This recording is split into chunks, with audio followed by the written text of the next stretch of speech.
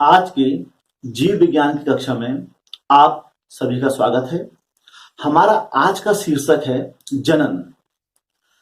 प्रत्येक जीव एक निश्चित अवधि तक ही जीवित रह सकता है, तो वह अपनी जाति को बनाए रखने के लिए अपने जैसी संतान को उत्पन्न करता है, जिस प्रक्रिया को जनन या रिप्रोडक्शन कहा जाता है। जीव जाति में जनन के साथ साथ एक पीढ़ी से दूसरी पीढ़ी में आनुवांशिक लक्षण भी जाते हैं। आनुवांशिक लक्षणों के साथ साथ विभिन्नताएं भी उत्पन्न होती हैं, जिससे जैव विकास होता है। जनन को हम इसके अंग्रेजी अर्थ रिप्रोडक्शन से भी अच्छी प्रकार समझ सकते हैं।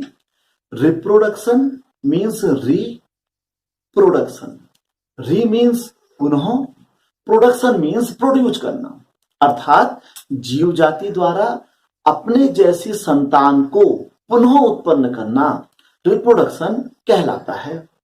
रिप्रोडक्शन को विस्तार से समझने के लिए हम इसे ब्लैक बोर्ड में समझते हैं। दोस्तों, ब्राइट फ्यूचर टीम आपकी सहायता के लिए निरंतर प्रयासरत है। अगर आपको ब्राइट फ्यूचर की वीडियोस पसंद आती हों तो कृपया चैनल को सब्सक्राइब करें एवं सब्सक्राइब के बगल पर जो बेल आइकन बना हुआ है उसको ज़रूर दबाएं, ताकि हमारे द्वारा अपलोड किए गए वीडियो का नोटिफिकेशन आपको लगातार मिलता रहे। एवं वीडियो को अधिक से अधिक लाइक करें, शेयर करें एवं कमेंट्स बॉक्स में जाके कमेंट्स करें। धन्यवाद। रिप्रोडक्शन मुख्यतः दो प्रकार का होता है। ये दो प्रकार कहलाते हैं, पहला एसेक्सुअल यानी कि अलैंगिक जनन,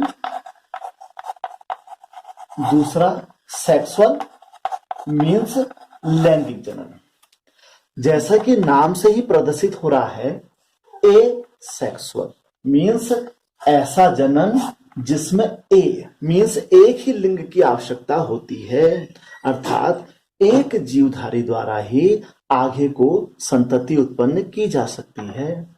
सेक्सुअल मीन्स अलग अलग हमको यहाँ पर लिंग की आवश्यकता होती है। एसेक्सुअल रिप्रोडक्शन, पहले हम इसी की चर्चा कर लेते हैं, अलैंगिक जनन की। अलैंगिक जनन निम्न कई प्रकार का हो सकता है। इसके कुछ हम यहाँ पर एग्जाम्पल देख लेते हैं। पहला वेजिटेटिव रिप्रोडक्शन, दूसरा फिजन, फिजन से हमारा तात्पर्य है विखंडन। तीसरा यदि हम यहां पर ले लें बर्डिंग, एग्जाम्पल और ले लें यहां पर हम रीजनरेशन, रीजनरेशन से हमारा तात्पर्य है पुनरुद्भवन। और यदि हम एक और ले लें यहां पर तो इसे कहते हैं पार्थिनोजेनेसिस, जेनेसिस यानी कि अनिषेक जनन। अब हम इनको क्रमशः बारी बारी से सबको देखते हैं। तो सबसे पहले हम लेके चलते हैं वेजिटेटिव रिप्रोडक्शन। पहला हम लेते हैं वेजिटेटिव रिप्रोडक्शन। इसको वेजिटेटिव रिप्रोडक्शन या वेजिटेटिव प्रोपेगेशन भी कहा जाता है। इसे हिंदी में कायिक जनन या कायिक प्रवर्धन कहते हैं। जैसे कि इसके नाम से ही स्पष्ट है, कायिक, कायिक मीन्स काया, शरीर के किसी भी भाग से नया पौधा उत्पन्न होना कायिक जनन कहलाता है। और वेजिटेटिव रिप्रोडक्शन सिर्फ पौधों में ही पाया जाता है। यह दो प्रकार से हो सकता है। यह नेचुरल यानी कि प्राकृतिक तरीके से भी हो सकता है, और कृत्रिम यानी कि आर्टिफिशियल तरीके से भी इनको हम उत्पन्न कर सकते हैं। तो कायिक जनन पौधे के या तो रूट यानी कि जड़ वाले भाग से हो सकता है, या यह तना यानी कि स्टीम वाले भाग से भी हो सकता है, या यह लीफ यानी कि यह पत्ती से भी हो सकता है। जब पेड़ पौधों में जड़ के किसी भाग से नया पौधा उत्पन्न हो जाता है तो उसे वेजिटेटिव रिप्रोडक्शन बाय रूट कहा जाता है। इसी प्रकार बाय स्टेम और बाय लीफ या पत्ती के द्वारा होता है। रूट में यदि हम देखें तो जैसे डहेलिया, डहेलिया को ले लें हम, डहेलिया या स्वीट पोटैटो, इनकी जो जड़ होती है उनमें विभिन्न प्रकार के कंद या राइजोम पाए जाते हैं, जिनको ट्यूबर पाए जाते हैं, जिनको हम अलग कर लें और जमीन में बो दें तो उससे क्या होता है, नया पौधा उत्पन्न हो जाता है। इसी प्रकार स्टेम में यदि हम देखें, आलू, आलू का ट्यूबर देख लें, या हम अदरक का राइजोम देख लें, ये सब के सब यदि इनको अलग अलग कर लें और जमीन में बो दें तो नया पौधा उत्पन्न हो जाता है। और वहीं यदि हम लीफ में देखें तो हमारे पास ब्रायोफिलम है। ब्रायोफिलम की जो पत्ती होती है उसके यदि हम विभिन्न भाग कर लें और उसको जमीन में बो दें तो नया पौधा उत्पन्न हो जाता है। इस प्रकार वेजिटेटिव प्रोडक्शन में पौधे के किसी भाग से नया पौधा उत्पन्न किया जा सकता है। और कृत्रिम विधि के द्वारा हम क्या करते हैं, जैसे कलम लगाना या टिश्यू कल्चर द्वारा हम नए नए पौधे उत्पन्न कर सकते हैं। अब हम अलैंगिक जनन की दूसरी विधि में हमारे पास है यहाँ पर फीजन। फीजन से हमारा तात्पर्य है विखंडन। विखंडन यह प्रक्रिया दो प्रकार से हो सकती है। यदि एक जीव जाति के फीजन के बाद दो जीव बनते हैं तो उसको हम बाइनरी फीजन कहते हैं। यदि बहुत सारे बनते हैं तो इसको हम मल्टीपल फीजन कहते हैं। बाइनरी मीन्स एक जीव से दो जीव बनना, मल्टीपल मीन्स एक से कई सारे बनना।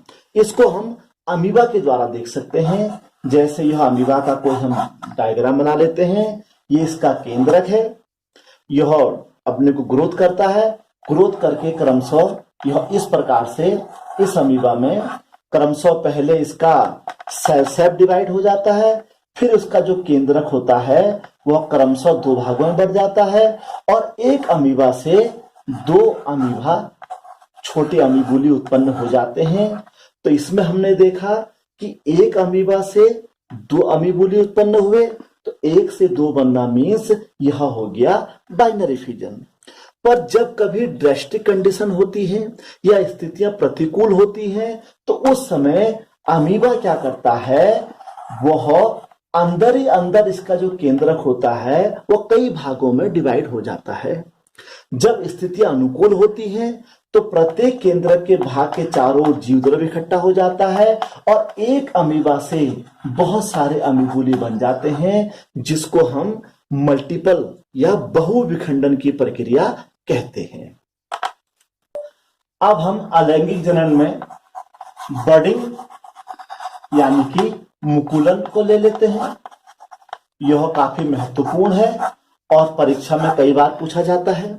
बड का मतलब कली या मुकुल से मतलब है जब किसी जीव जाति या किसी पादप में कोशिका द्रव्य इकट्ठा होकर एक उभार सा बना लेता है तो उसे बड या मुकुल कहते हैं। इसको हम यहाँ पर यीस्ट का एग्जाम्पल देकर देख सकते हैं। यह यीस्ट यानी कि इसे खमीर कहते हैं। इसमें एक जगह जीव द्रव्य इकट्ठा हो जाता है जिससे यहाँ पर बल्ब जैसा या बड बन जाती है। कुछ समय के पश्चात इस बल्ब में यह जो केंद्रक होता है उसका एक भाग इस केंद्रक का उधर जाने लग जाता है और फिर यह केंद्रक और कोशिका द्रव्य इकट्ठा होकर इसकी सतह में एक बड या मुकुल बना लेता है। इसी प्रकार बारी बारी से एक ही शरीर में कई सारे बड या मुकुल एकत्रित हो जाते हैं, वो जो कि अलग अलग होकर नए यीस्ट को उत्पन्न कर सकते हैं। इस प्रकार की प्रक्रिया हाइड्रा में भी देखी जा सकती है। तो यह अलैंगिक जनन की मुकुलन यानी कि बडिंग वाली विधि हुई। अलैंगिक जनन की अगली विधि में हम लेके चलते हैं रीजेनरेशन। रीजेनरेशन जैसे कि इसके नाम से पता लग रहा है, रीजेनरेशन, इसको हिंदी में पुनरुद्भवन भी कहा जाता है। पुनरुद्भवन से मतलब है पुनः उत्पन्न होना। यह अलैंगिक जनन की एक बहुत महत्वपूर्ण विधि है जिसमें रीजनरेशन मीन्स जीव जाति या पादप का वही अंग उत्पन्न होगा जो डैमेज हुआ है। इसको हम हाइड्रा का एग्जाम्पल लेके समझ सकते हैं। जैसे यदि हम यहाँ पर एक हाइड्रा का चित्र बना लें, तो यदि हम इसको 3 भागों में बांट दें तो इस प्रकार यह 3 भागों में बढ़ जाता है। तो इसमें रीजनरेशन में जैसे कि ऊपर वाले भाग ने नीचे के 2 भाग लॉस कर रखे हैं, तो इसमें नीचे के 2 भाग उत्पन्न हो जाएंगे, बीच वाले में ऊपर नीचे के और नीचे वाले में ऊपर के। इस प्रकार एक हाइड्रा से क्रमशः 3 हाइड्रा का निर्माण हो जाता है। इस प्रक्रिया को हम रीजनरेशन यानी कि पुनरुद्भवन कहते हैं। अलैंगिक जनन की जो अगली विधि है पार्थिनोजेनेसिस या अनिषेक जनन, यह परीक्षा में कई बार पूछा जाता है। अनिषेक जनन से हमारा तात्पर्य है किसी अंड ओव्यूल का ओवा का बिना फर्टिलाइजेशन के ही नया जीव या पादप उत्पन्न कर देना। जिस प्रकार मधुमक्खियों में देखा जाता है, मधुमक्खी में जो अंडे फर्टिलाइज होते हैं उनसे मेल या फीमेल बी बनती है, और जो अनफर्टिलाइज होते हैं उनसे लेबर या श्रमिक बनते हैं।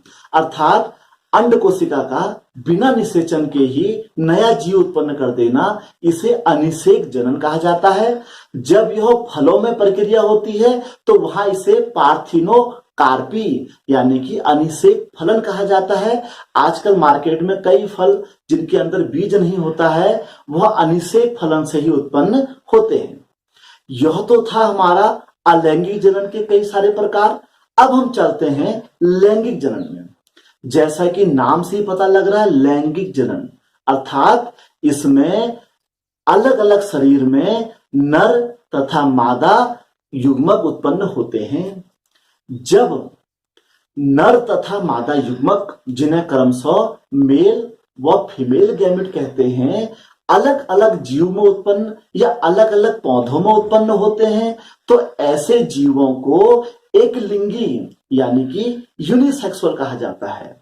अमूमन या अधिकतर जीवधारी जो होते हैं वह एक लिंगी ही होते हैं। जब नर तथा मादा युग्मक एक ही शरीर में उत्पन्न होते हैं तो ऐसे जीव को या ऐसे पादप को द्विलिंगी या बाइसेक्सुअल, इसे उभयलिंगी या हर्मेफ्रोडाइट भी कहा जाता है। केंचुआ, फीता कृमि आदि ऐसे जीव हैं जिनके एक ही शरीर में नर जननांग भी होते हैं और मादा जननांग भी होते हैं। नर जननांग से नर युग्मक यानी कि मेल गैमेट बनता है, मादा जननांग से मादा युग्मक यानी कि फीमेल गैमेट बनता है। इन दोनों के मिलने से युग्मक यानी कि जायगोट का निर्माण होता है, जिससे आगे को नई जीव जाति का निर्माण होता है। तो हमने आज की कक्षा में जनन देखा। आपको हमारी आज की कक्षा कैसी लगी, हमारे YouTube चैनल में जाके हमें जरूर बताइएगा। धन्यवाद।